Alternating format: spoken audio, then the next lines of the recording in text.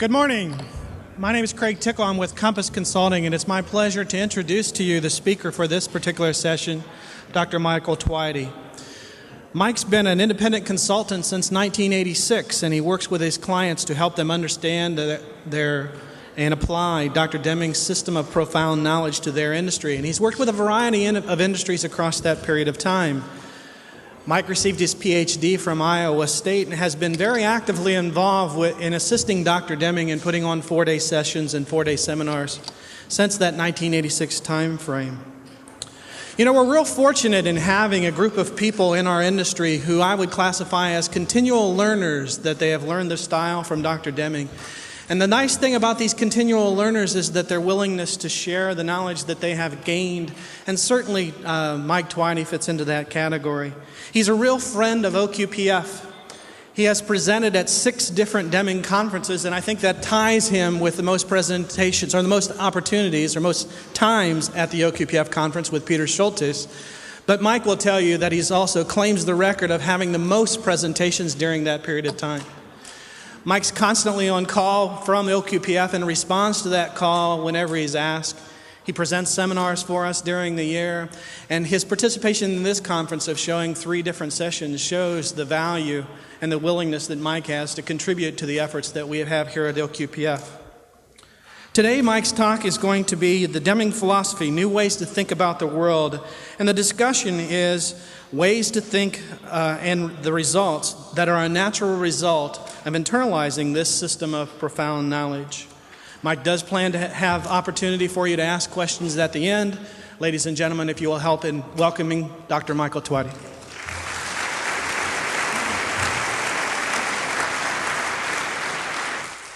Thank you, Craig.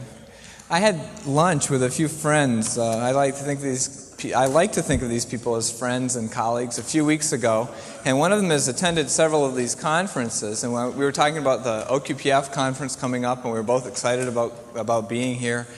And he said to me, well, Mike, this year will your paper be in the binder, or will we have to pick it up outside? And I sheepishly bowed my head and said, I'm afraid you'll have to pick it up outside. I guess that maybe goes to show that there are a lot of stable processes that don't produce the output that they're supposed to. They don't always meet the voice of the customer. My paper was outside. I hope you picked it up. You'll get a chance later.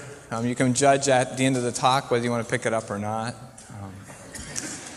You also got a bonus with the paper. Craig did say I'm involved in 3 things in this conference. First, when Debbie Ray called me, she said, this year, Mike, we're going to take it really easy on you. We're only going to ask you to with Gypsy Randy, do an introduction to Dr. Deming on Sunday night. We thought that would be a nice idea. And I said, well, sure, I'd be glad to do that. 6 weeks later, I got another call from Debbie, and she said, we miscalculated, and we need another Tuesday speaker. Would you be willing to speak? I said, sure, I'd be glad to do that. And then there's this Wednesday healthcare thing that they've got. And probably a month after that, I got another call that said, we'd like you to talk for a half hour about systems. And I said, systems? What do I know about systems? She said, oh, come on. We have confidence in you. And I said, well, it's good somebody does. I'll be glad to do that too. And I'm sure in the next mail, I got this thing from somebody who I think was probably overhearing the telephone call with Debbie Ray that said, would you be interested in, since you're going to be here anyway on Wednesday, would you be interested in facilitating one of the working group sessions? So I guess that's OQPF's idea of a nice, easy conference. But that actually is germane to something here. If you look at your handout, those of you who have it, there's a paper that runs for 12 pages. I judiciously placed a couple typos and grammatical mistakes just to see if you're reading carefully. And beyond that, there are some reproduced slides called an Introduction to Systems. Well, what happened is OQPF got the slides for tomorrow along with my paper, and when they were sending stuff to the printer, they got sent together. So instead of separating them, you get a bonus. You get copies of the slides that I was going to use tomorrow. There are not copies of the slides I'm going to use today. However, almost every one of them is in the paper. So I would just encourage you to take notes or follow along in the paper. And virtually everything I cover is in the paper, except for a few slides I'll make note of, which actually, because of the bonus, you do have. Okay, there are a couple slides that in the nature of continuous improvement yesterday or the day before, I thought, well, maybe I'll add one little piece to the presentation. And that's actually in the slides at the back of the presentation. So most of what I'm going to do is right out of the paper. Let's see. I guess this is kind of I don't know what you think about a title of a talk like this. Yesterday, Tom Nolan talked about how it was clear to many people who followed Dr. Deming that Dr. Deming thinks differently and sees the world differently than most of us. Well, actually, part of my inspiration for putting together this paper and this talk is the fact that I began recognizing some time ago that I saw the world significantly different than lots of people. Now, there are lots of cues to that. When you turn your back, or when they think your back is turned, they start going like this. You know, or you're talking to people and their eyes glaze over and they don't have a clue what you're talking about. Stuff like that. An example is a couple years ago, one of my oldest son was a kindergartner, and I was really struck by how, even as a kindergartner, everything in school got turned into competition. The PTA, it's actually called the PTSA in my school. The S stands for students. They're not involved, of course, except in the fundraisers. But they were doing a fundraiser, and as a fundraiser, they sell magazines, and they get a percentage back. And to sell more magazines, they turn it into a contest. They have daily prizes for the person who turns in the most sales in a single day. They have prizes for any child who sells more than a certain amount of magazines, and the grand prize winner gets a bicycle or something.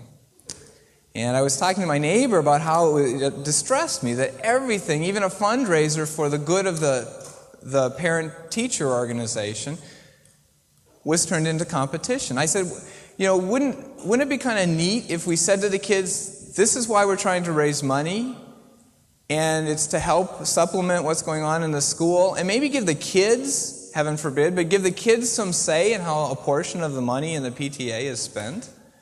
Wouldn't that be interesting and different? And by the time I got to that, it was like, she was lost. She didn't have a clue what I was talking about. She was just, it wasn't that she disagreed with me. I do okay with disagreement, but she just didn't have a clue what I was talking about. It was clear to me at that point that I saw the world significantly differently than this neighbor. Okay, so that's sort of been rolling around in my head for a long time. Another thing that caused me to come up with this talk is there have been lots of articles in the last year about why quality is failing. Anybody in here not see an article like that in the last year? If you haven't, turn to your neighbor, and I'm sure they could give you several good references. I mean, the Wall Street Journal, the local papers, just about any professional journal you want to pick up, they'll talk about why quality is failing. Quality is passé these days. The OQPF conference is probably a rare exception. There have been dismal attendance at quality conferences all over the country in the last year or two. Last year they blamed it on the economy. I'm not sure that the same reason works this year. But I think that there are a lot of people that are moving on to the next thing because quality just didn't work in their organization. And I think a lot of the articles about why quality doesn't work really hit on a lot of the key issues. They talk about people aren't committed, whatever in the world that means. They're not making really substantial changes. They're just sort of, to use Barbara Lawton's phrase, rearranging deck chairs. Stuff like that. So those things all kind of inspired me to think about this. In fact, I was at the presentation by Scott Brickman just before this. I apologize to the other two presenters, but I can only be in one place at a time. And Scott said something about the methods. They had some consultants come in to the Brickman group early on and said the methods that they were being taught, Pareto diagrams, cause and effect, you could list them better than I, were going to be the salvation. It took a while for the people of the Brickman group to begin understanding the difference between first-order change and second-order change, and that there had to be more than just first-order change going on. So that was an awareness they came to that's really related to this topic as well. So, let's get on with it. My intent today is, after this brief introduction, to talk a little bit about a theory of behavior. Maybe I'm probably, with respect to psychology, you could well categorize me as a hack. I think the only thing that might save me is if I knew my limits. If you know your limits, if you know what you don't know, you're not a hack, by Dr. Deming's terminology. But I'm going to talk a little bit about a perceived theory of behavior, a relationship that actually is very similar to what Barbara Lawton talked about yesterday. Then we're going to talk very briefly about an introduction to Deming's management philosophy, a system of profound knowledge. You're probably getting sick of having people talk to you about a system of profound knowledge, but I'll talk about that just a little bit. And then we're going to talk about some alternative views of the world with respect to a bunch of things, with respect to organizations, with respect to, actually where the little thing I added is ideas about improvement or change or understanding. I'll put it in there, I think. We'll talk briefly about alternative views of the world with regard to variation, with regard to what knowledge and prediction are all about, with regard to cause and effect, with regard to competition. Maybe this is better termed relationships between and among people, teams, organizations, and so on. Competition is it's a more biased term. And then motivation, and I'm not going to really say anything about that because it was all said yesterday afternoon. And then there's going to be a brief summary at the end. So that's the roadmap for the next, 50 minutes or so. This theory of behavior that I've come up with, as I've observed a lot of people, and I've observed the failure, the inability of people and organizations to change behavior, me included, as witnessed by the fact that the paper wasn't in the binder when you checked in, but you had to pick it up later. I'm working on it. As somebody who's a consultant in quality management or in the Deming philosophy, the hardest thing is to not be a hypocrite. And if any of you work with a consultant, you should challenge that consultant about what they're doing to implement and integrate this philosophy into their own lives and their own work.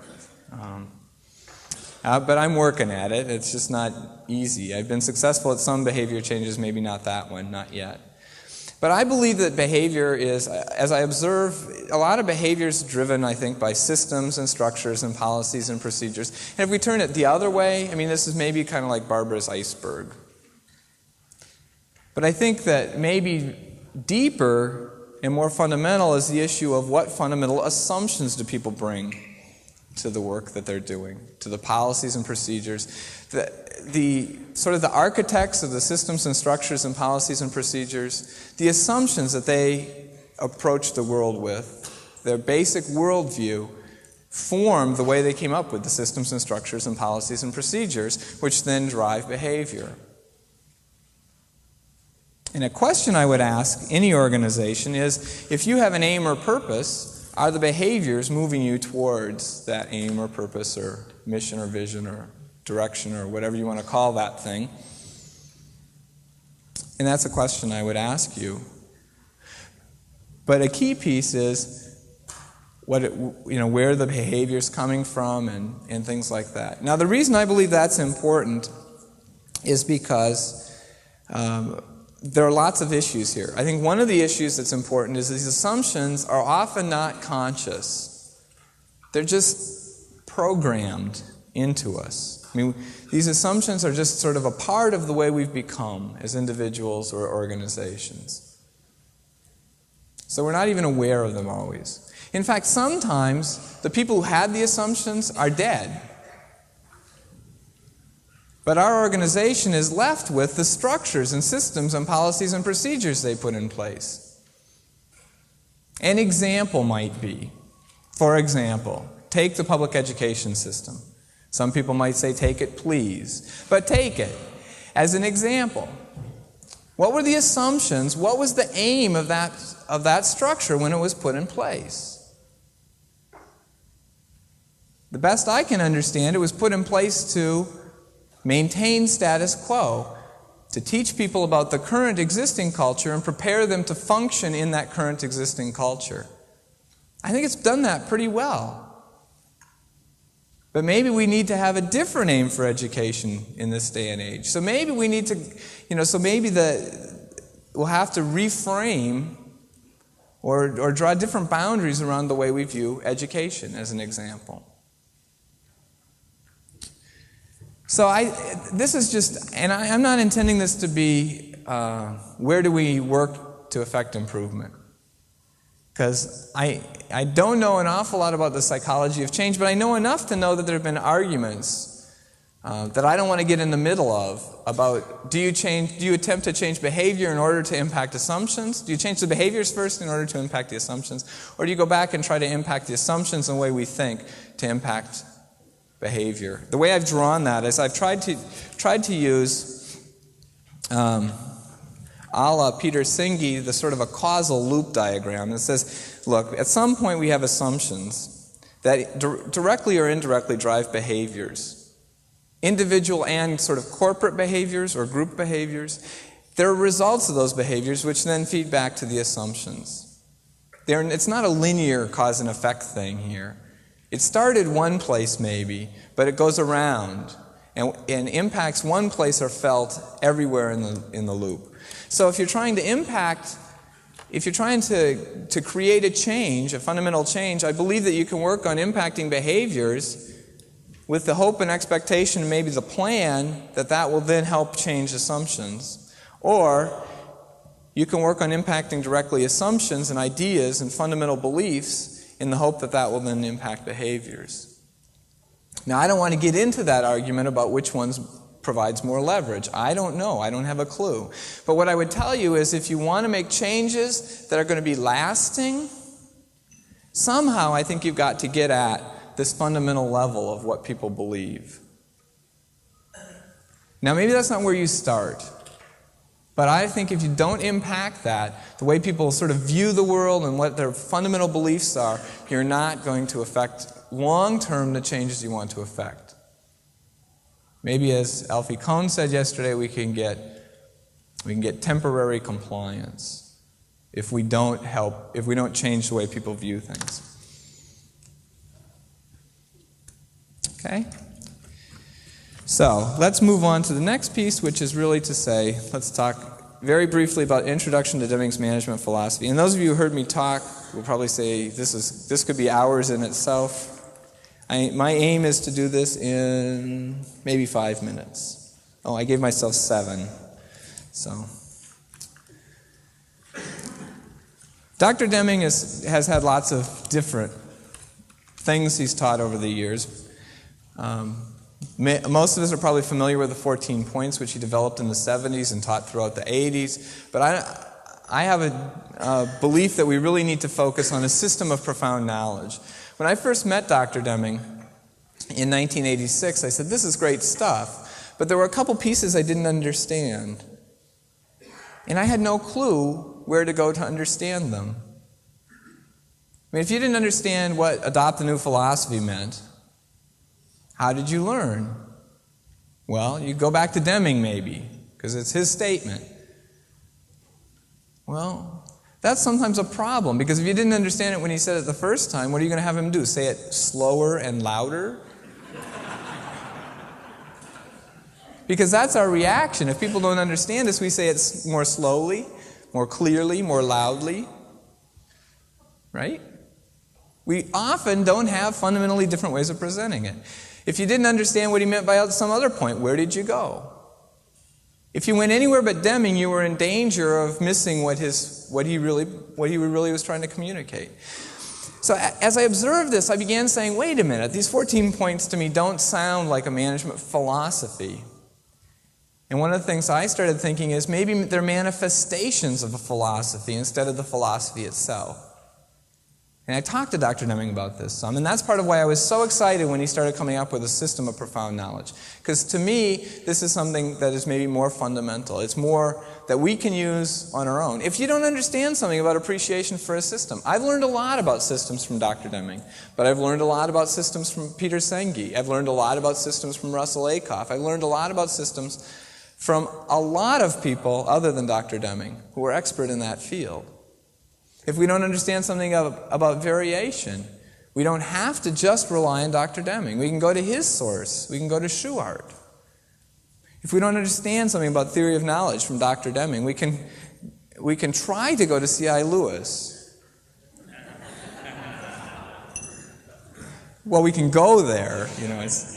Have you ever noticed that Mind and the World Order only costs $6?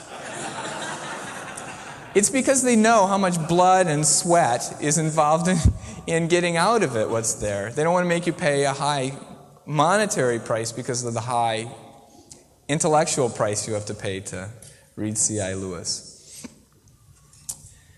I talked to a friend who was a philosopher about learning C.I. Lewis, and he just rolled his eyes and he said, "That's graduate level philosophy. Are you willing to do all the undergraduate work so that you can understand it?" Or if we want to understand something about knowledge of psychology, there are a number of places we can try to go. We can go the wrong places if we're not careful. We can just default to the Skinnerian behaviorists, which I don't think is what Dr. Deming's talking about. I think the stuff Alfie Kohn was talking about yesterday is more in line. But I think there are sources we can go to, and that's why I'm so excited about Dr. Deming's teaching about a system of profound knowledge. But those are the four elements. The way I see it, if any of you have ever heard me give a talk before, you've probably seen this slide. I see it as a lens through which to look at the organization. The first time I was exposed to this metaphor was in 1991. A woman named Nita Bakaitis, who, if you've listened to Dr. Deming, you've heard him refer to her. She and Barbara Lawton both helped a lot with Dr. Deming's writing of the New Economics. But Nita used the metaphor of a lens. The system of profound knowledge, that picture is not in your, well, I guess it probably is in the back. But, I'm not sure why you need to have another picture of a lens. You can imagine a magnifying glass, okay? So if we can establish this lens and look through it, we can get new insights about the world. And I think that's the level at which Deming is talking. And so there's sort of two pieces. And I usually find myself talking about, we can talk a lot about what this lens is, and that's talking about a system of profound knowledge. The other thing we can talk about, and it's my aim today, is to talk a little bit more about the landscape down here. And maybe let's take some issues that we might see kind of through our eyes today, or that are generally seen in corporate America through their eyes today, and then the kind of things that we might see differently if we look through this lens of a system of profound knowledge. So what I'm going to talk about is not so much the lens, but rather more the landscape and what you actually might see through the lens. That's my aim today. Okay? So with that, let's go on and start talking about these. Alternative views of the world with respect to... The first one I'll share with you is organizations. Now I have this nice, this versus that. It's not necessarily a competition. I'm not trying necessarily to say the one on the left is wrong and the one on the right is correct. See, I think one of the things about a system of profound knowledge is it's not necessarily a moral judgment that it is true and other ways of looking at the world are false. I think a system of profound knowledge is a very useful way, as Barbara was saying yesterday, it's a useful way to look at the world to help guide us in the kind of environment we're finding ourselves in our lives, in our relationships with our families, in communities, and in business. The left-hand side is just the sort of traditional hierarchical view of an organization. If you go into most organizations, the way I've done this when I've gone into organizations is basically I've asked people who their customer was. I didn't ask them that because they all know the right answer these days. You can't trick them. But I basically said, look, let's get in a corner here, and let's say there's only one person in the world you can satisfy. Who would it be? And if somebody says, let's see, if somebody says, this is me, and this is the person I need to satisfy, it tells me this is kind of the way that their organization thinks about the world. Now, if they think about the world this way, they might say, I can't tell you just one person, because I have to pay attention to my customer, I have to keep my eye on my customer, but I can't never lose sight of the consumer. The distinction between my customer and our collective consumer might be different. So this is, the idea of internal versus external. So they might refuse to give you just one, but it's just a different focus. And so what are the kind of consequences we see with each of these views? How about communication? Well, I've drawn the picture, right? If we look at the world this way, communication mostly flows up and down.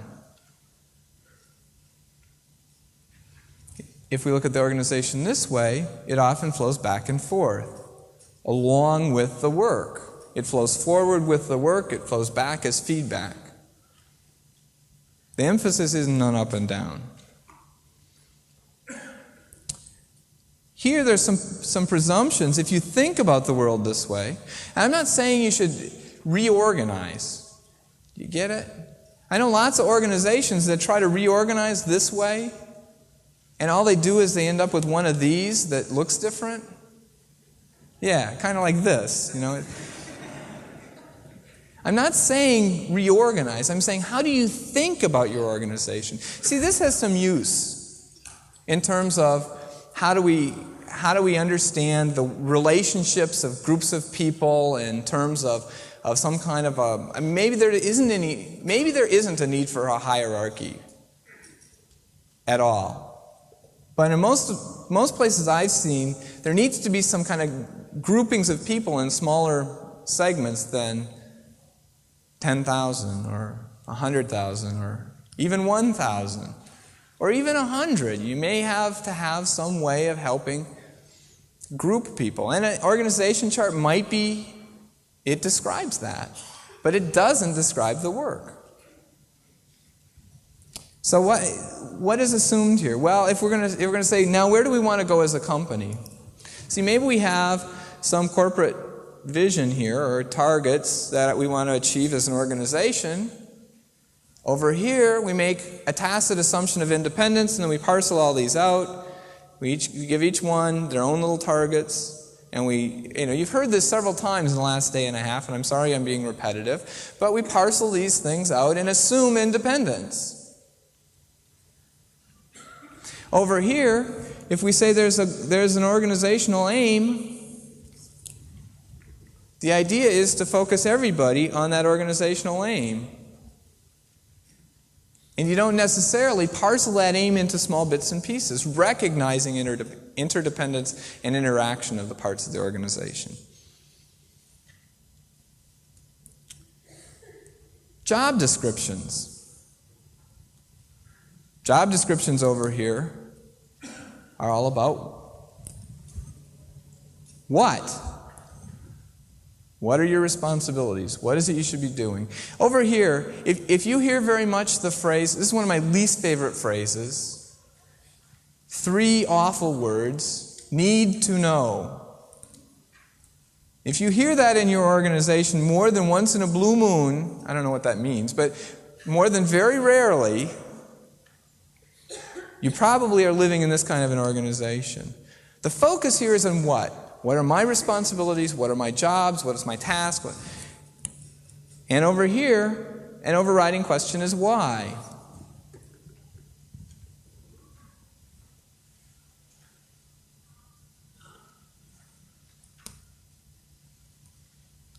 My son in kindergarten got in trouble for asking why too much.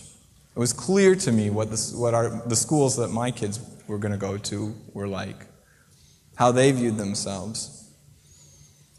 Why is a question that causes this person to be a nuisance. We can't have nuisances in education. One of the most fundamental things that I would ask is here, and this has been referred to before. Where are the customers?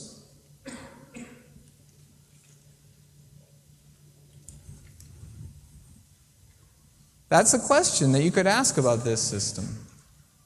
If the customers aren't being discussed, if that's not an important part of the discussions that go on a regular basis in an organization, you probably live in this organization on the left. On the right, what's the question there? See, I'll tell you that this is my bias. Where are the managers? Now, do you have any doubt when this is the question with this view of the organization, why we aren't there? You all know lots of managers who a lot of their security comes from having their name on one of these. If their security comes from their position, they don't see any source of security over here. Besides all the issues about problems of change, there's not much motivation to go to a place where you don't see how you fit in or what your role is. So that's a big piece we're going to have to work on if we want to view our organizations this way. We have to help people, everybody understand how they contribute to the organization as a whole.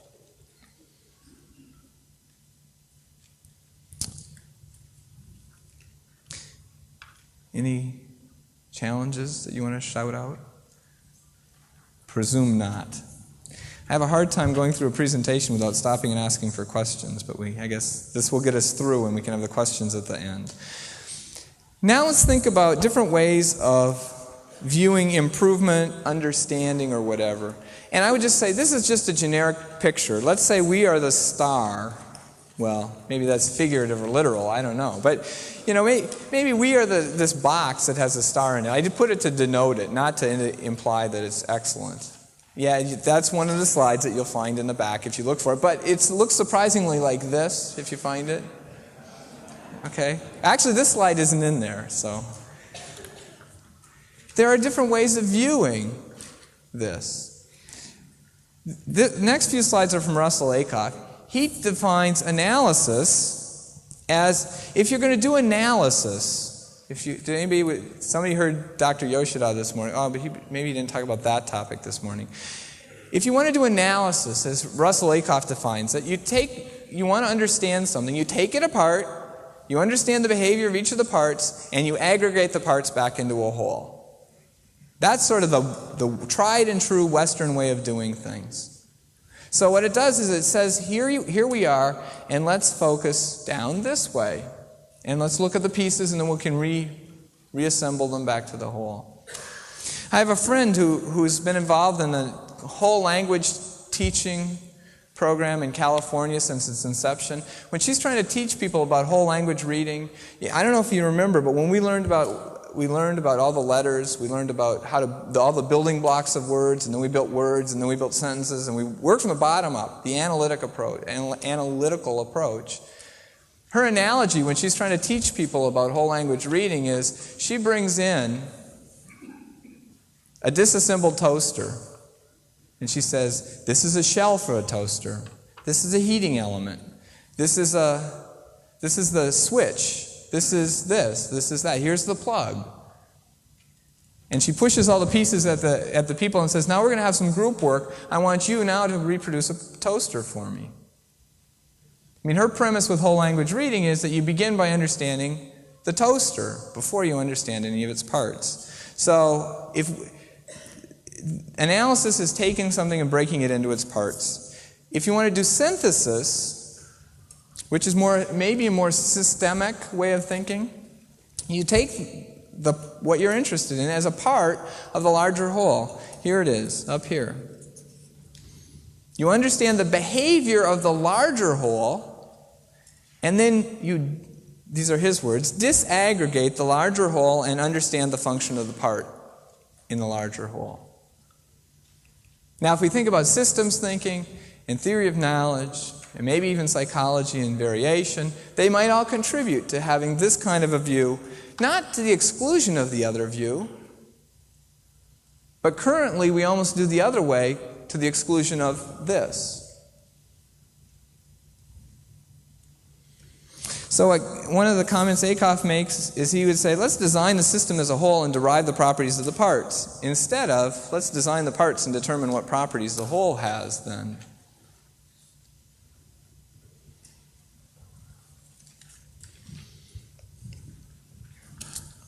Views of variation.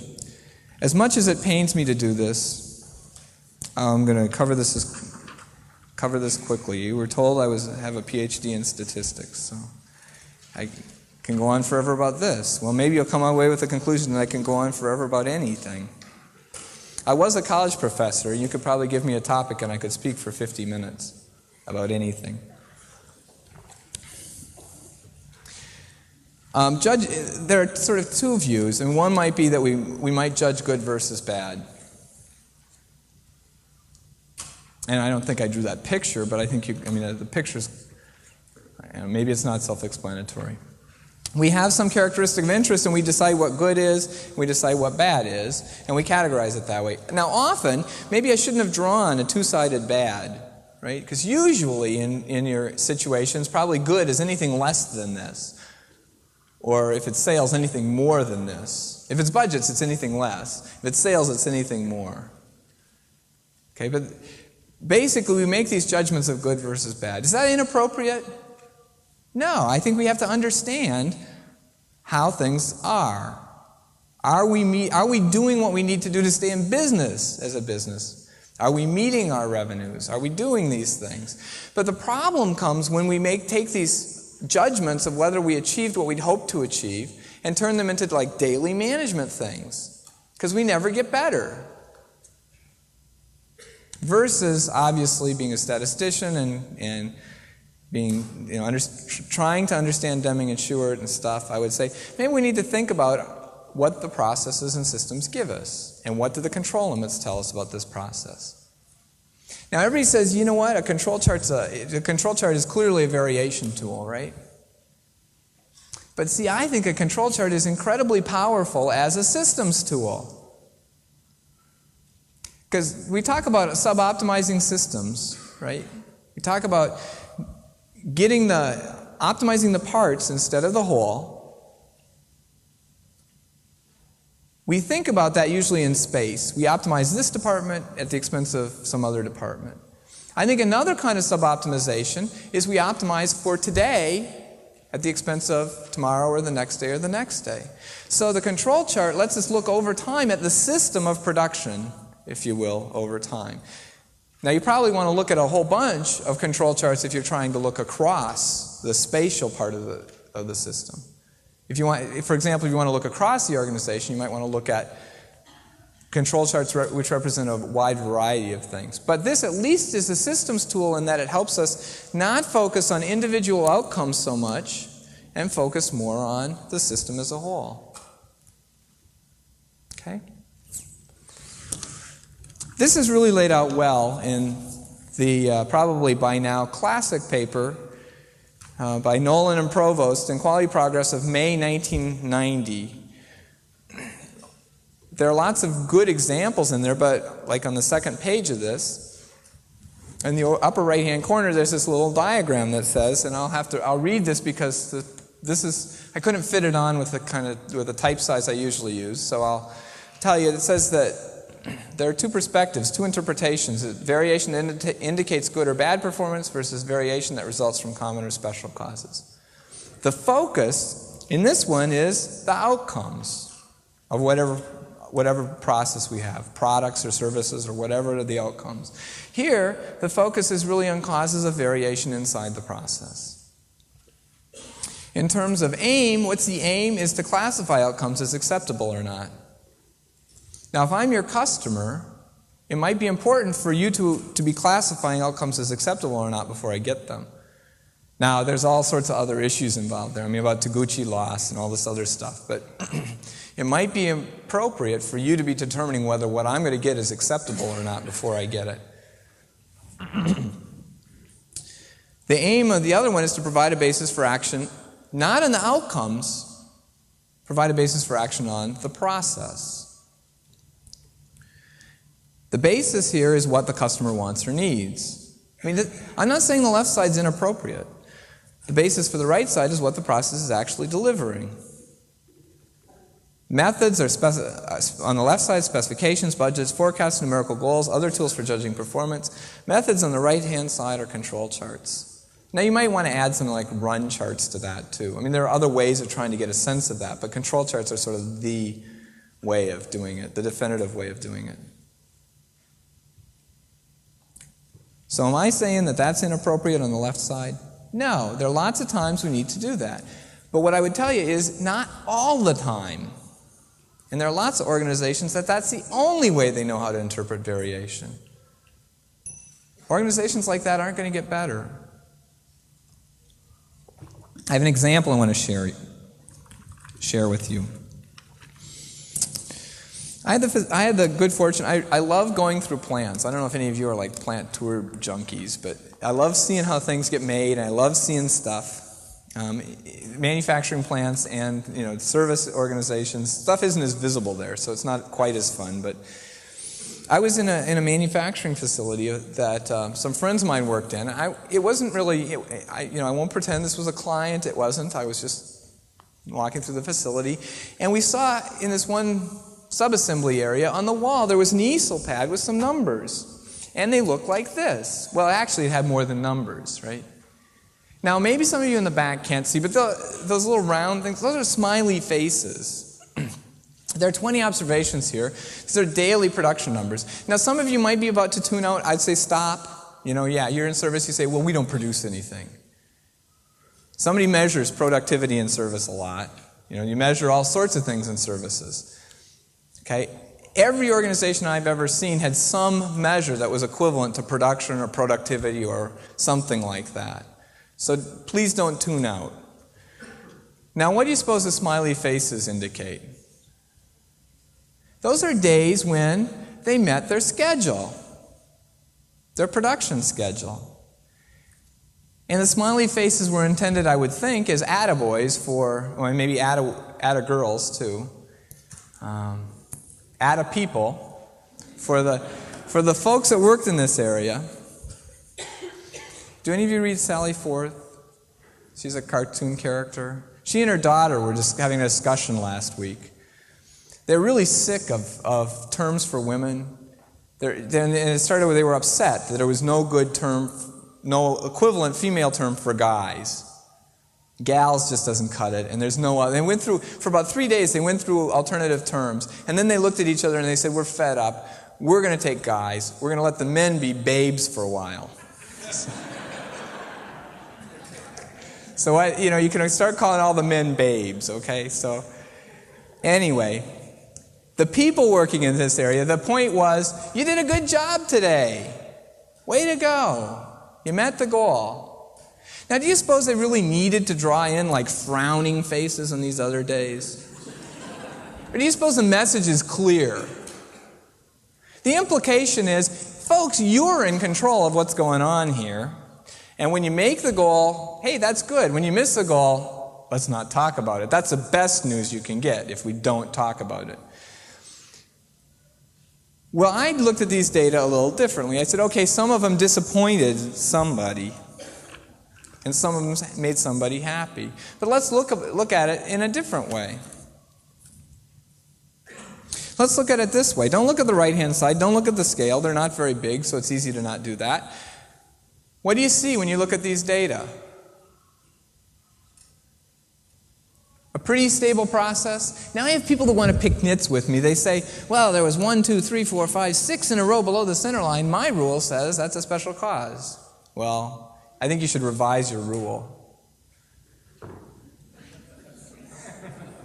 I don't think that's a very robust rule. So anyway, I would say this is, over the past 4 weeks, has illustrated a pretty good state of statistical control, right? I mean, anybody going to argue with that? All the data look like they might have come from the same process? Okay, let's agree on that. And so I showed this to the managers, and they looked at that, and they thought, that's not so bad. And then they looked at the right-hand side, and their eyes got big, and their mouths dropped open. If you can't see, the center line is 22,000. The upper control limit is 38,400. The lower control limit is 5,600. And by the way, their schedules are like 24/5. during this period of time. And they looked at me and they said, "Those limits are way too wide." And I said, "I think so too. I'd be nervous having a process that gave me limits like that." And then I was waiting for them to react, and they didn't, and I didn't. And after a while, you sometimes get a little comfortable with silence, and I thought I'd wait to see what they were going to say. After probably 30 seconds, which is an eternity, somebody blurted out, "Well, do something about it." And my response was, "You do something about it." This is what the process gives you. And if you don't like it, you don't arbitrarily move the limits in and say, "We can't accept that." We don't just say, "Hey, you guys, what'd you do here? What'd you do so bad there? What'd you do so good here?" Maybe what we need to do is back up and ask a question like, what impacts variation in production? Maybe equipment availability impacts it. If so, is it always the same piece of equipment that's down? Is it different pieces of equipment? Maybe it's methods. Maybe we have a bad product mix that comes through sometimes. The workflow might not be good. Maybe the environment is maybe hazardous, maybe stressful. I can guarantee you it's stressful. Materials, maybe they don't have supplies available. Is it always the same parts that are missing? Is it different parts, different days? Is it always the same supplier? Maybe they've got quality problems. They're doing just in time and they've got suppliers who can't meet the quality standards. People, stress. Maybe they have training problems. Maybe they have absenteeism and tardiness problems. I wouldn't be surprised. If I worked in this department, I might be absent a lot too. That was supposed to be funny. Okay. One more example in variation. I'm indulging myself, but one more example in variation that I'll do really quickly, that everybody here has heard something of. Consider the Space Shuttle Challenger. We know what happened to it in January of 1986. The Space Shuttle Challenger launched and 2 minutes later blew up. What? No. It's supposed to be off. The Space Shuttle Challenger launched and a minute and 50 seconds later it blew up. They did an exhaustive analysis of it, and they came up with a conclusion that was probably O-ring failure in the solid rocket boosters that allowed hot gases to escape from the solid rocket booster and then ignite the main fuel tank. You should correct me if I'm wrong, but I think that's the way the story went. Now, before the disaster, people were looking at data because there had been some failures of O-rings before. And somebody said, gee, is there a temperature relationship with these O-ring failures? And somebody said, well, let's see. So they plotted all the O-ring failures versus temperature at launch. And the question I would ask is, does there seem to be a relationship between temperature and O-ring incidence? Can you see the data points? This is 50 degrees and 55 and 60 and 65 and 70 and 75. And there were 2 failures at one launch at 75, 3 failures at one that looks like it was at 54, and then one at, you can see. Now, that's the question I would ask you. Does there seem to be a temperature relationship? Now, wait a minute before you answer. Let's presume you're an engineer who works for Morton Thiokol, and NASA's not very happy with you guys right now. You've caused them to scrub a couple launches in the last few months. And as a result, the whole space program is in question here. People are beginning to wonder if we've got reliability in our space program. Now, is there a relationship with temperature here? Or did I tell you your job's on the line? Because if we cause them to scrub some more missions, we may well lose this contract, and they'll send this stuff someplace else. Okay? Now that all that's clear, is there a clear relationship here? Anybody want to say there is? We know how to deal with people like you. What's the big deal here? Well, here's a slightly different data set. Here's a data set where some people chose later to plot failures versus temperature for all of the launches, not just the ones that were judged defective.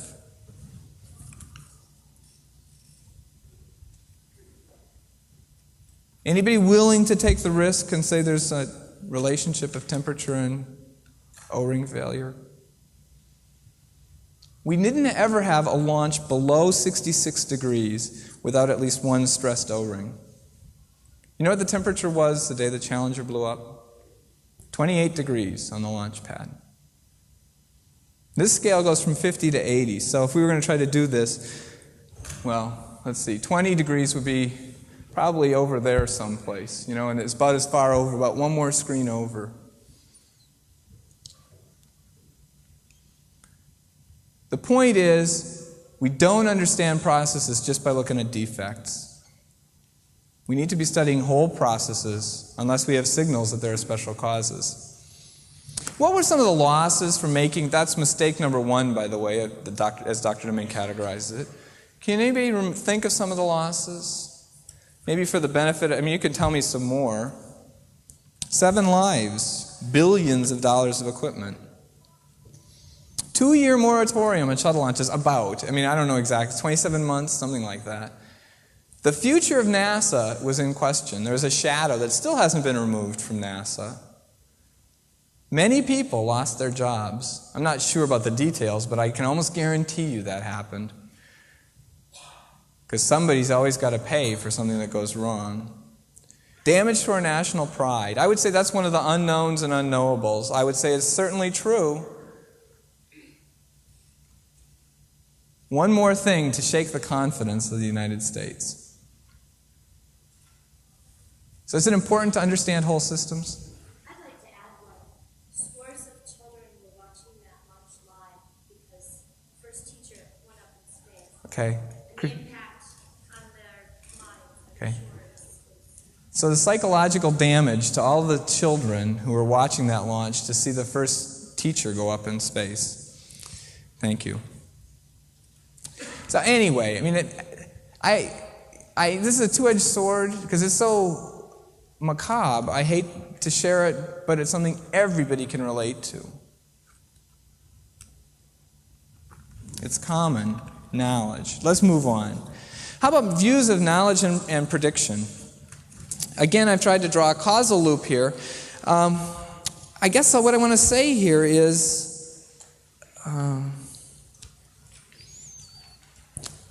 experience. Some people like to learn from experience, and experience can be a teacher. But experience can also cause us to have a filter over what we can see.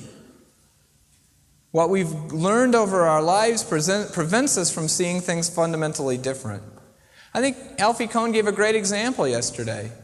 It is so embedded in our experience, Skinnerian behaviorism is so embedded in our experience that when incentives don't work, instead of saying, what's wrong with incentives, we say, what's wrong with this incentive? I think that's an example. And it actually, this is another one of Sengi's examples, and this is supposed to be like a snowball rolling down the hill. Okay. I figured you'd have a hard time picking that out because it is August and it is 90 degrees out. So, all right. The experience causes us to perceive cause and effect in a certain way, which reinforces our experience.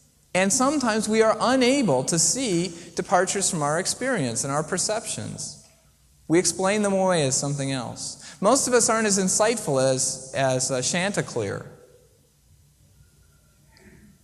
Many of us in business, if we've failed to crow and the sun came up anyway, we could explain it as something other than the fact that we don't cause the sun to come up. An example I know of is I was in a school one time. I was introduced as a Deming expert, which is absolutely one of my least favorite ways to be introduced.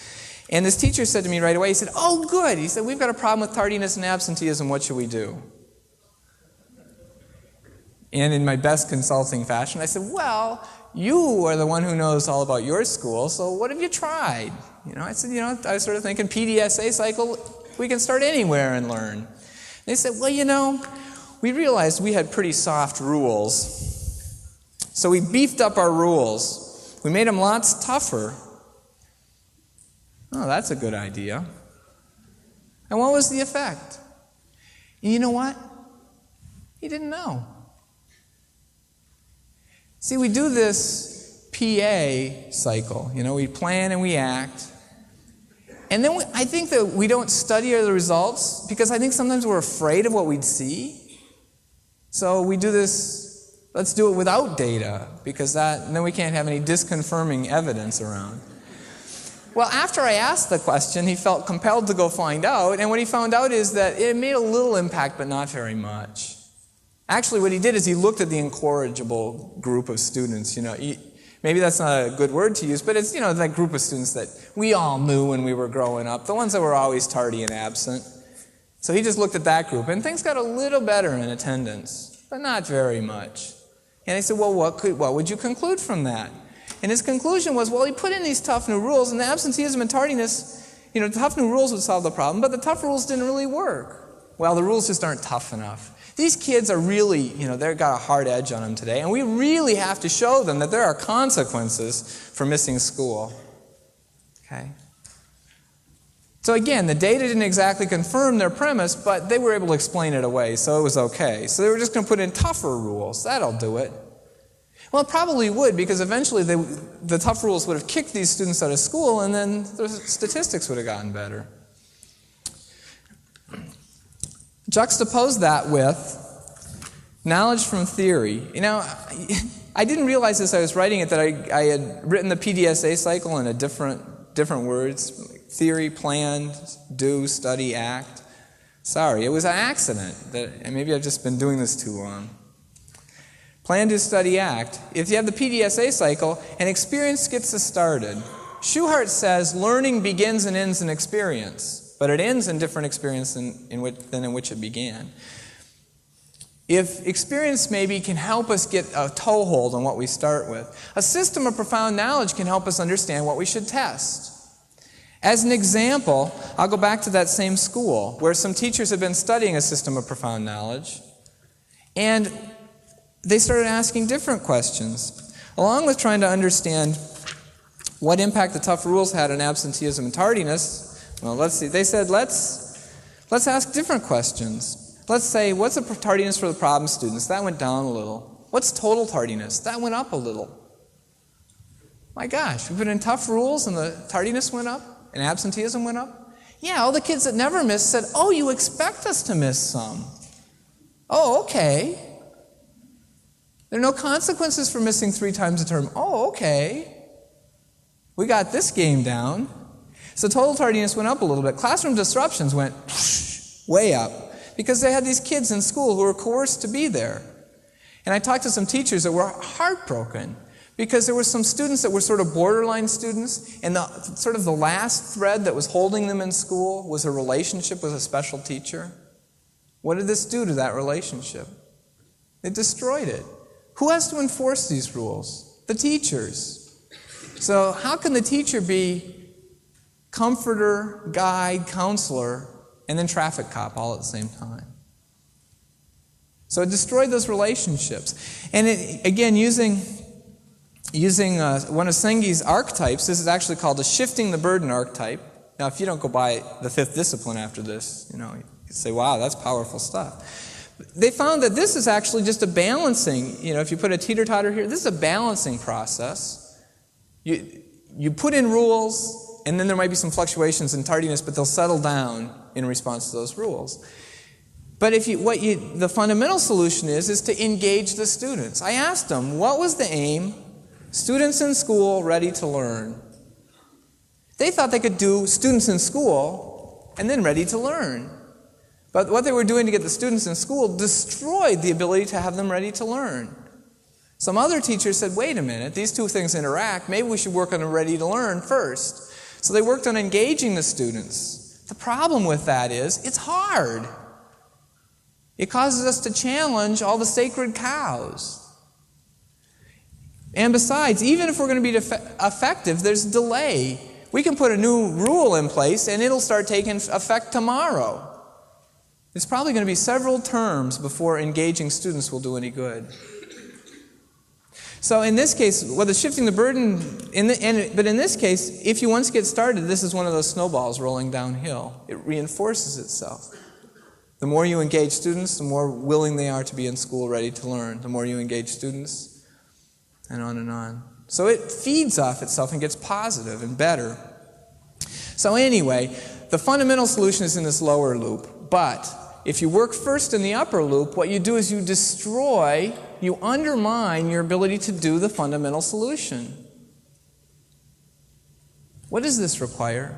It requires systems understanding. It requires prediction, theory of knowledge. It requires understanding of people. Variation's got to be in there somewhere, okay? Let's push on. We're almost done. Views of cause and effect. It's incredible how many improvement teams I've run into that have said, here's our problem, and we don't know which one of these causes is the cause of the problem. We've got 8, and we can't figure out which one to work on because they all look like they're causes. Well, guess what, folks? They are. I don't know why. There's no rule in nature that says we've got a one-to-one relationship between causes and effects. But it's incredible the people that think there is such a thing. Rather than this, we probably have more of this.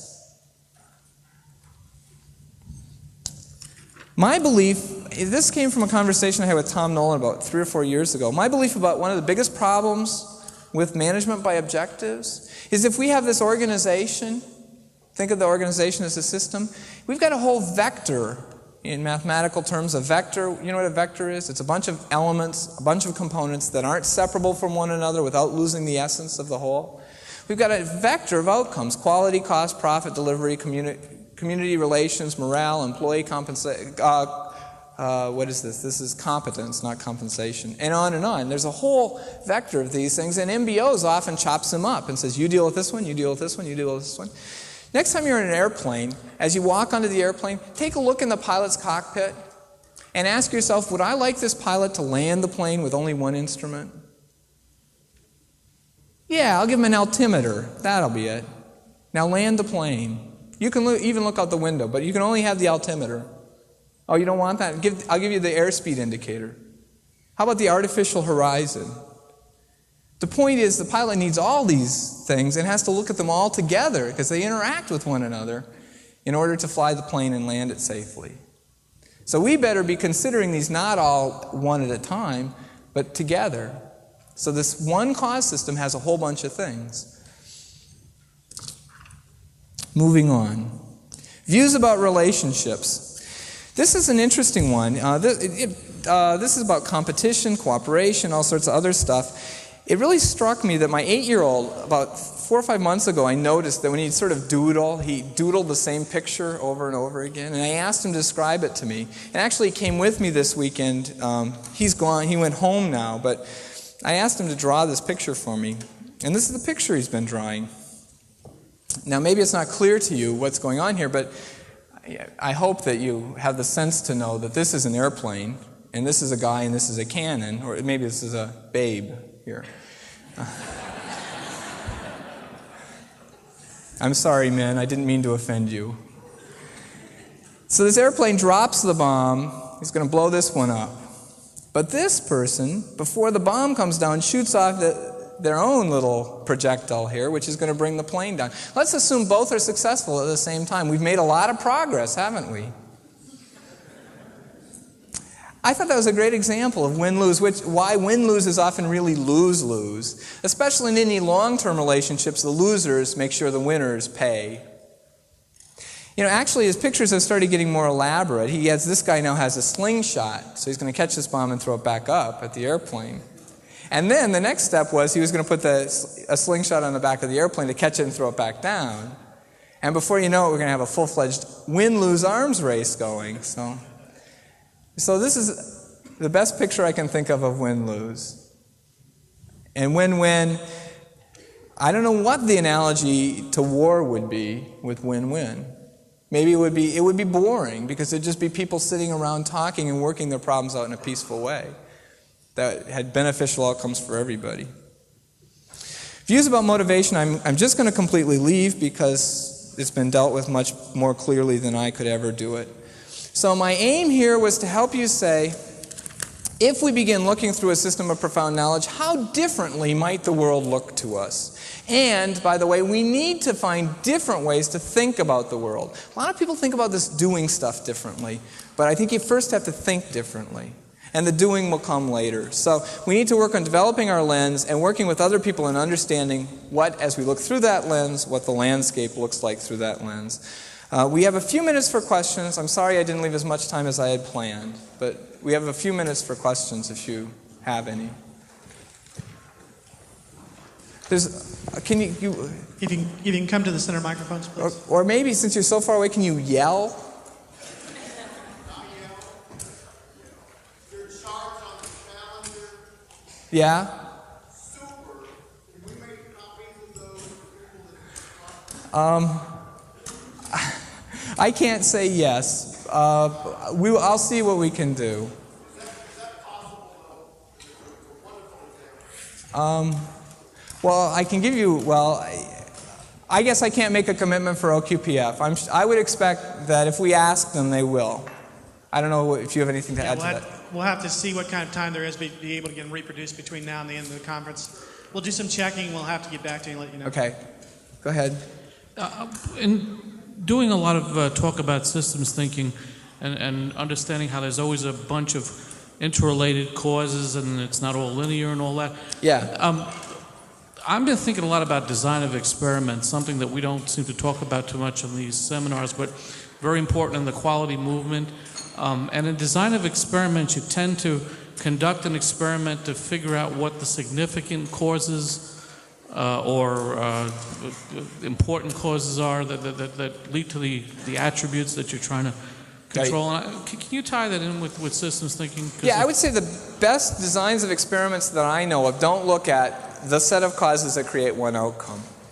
You look at several you try to look at a set of characteristics of interest, and you try to say, what is this system which impacts this set, recognizing there will almost always be trade-offs. If you choose one outcome and say, let's optimize that outcome, you'll almost certainly not reach the optimum result, because you'll optimize one quality characteristic at the expense of others. So the best experiments I know actually try to understand impacts of a cause system on more than one outcome, and you try to get some balance in the outcomes you're monitoring. Thank you. Yeah. Anything else? Have time for maybe one more? Okay, one more. So just a minute, there's a microphone coming. Deming says, the problem is quality. He's been saying that for a long time. Can you give us your operational definition of what quality means? Well, actually, I can. If somebody asks me what's quality, first of all, I try not to use that word very much, because I think what this is about is managing and leading our organizations in ways that are better than they were before. So if somebody asks me a definition of quality, the definition I give of quality is quality of an organization or of any system is the extent to which that system is achieving its aim. So what I do is I try to make it as macro as I can. So I would say, the system has got to have an aim or it's not a system. And so then quality is the extent with respect to whatever characteristics at which that system's achieving its aim.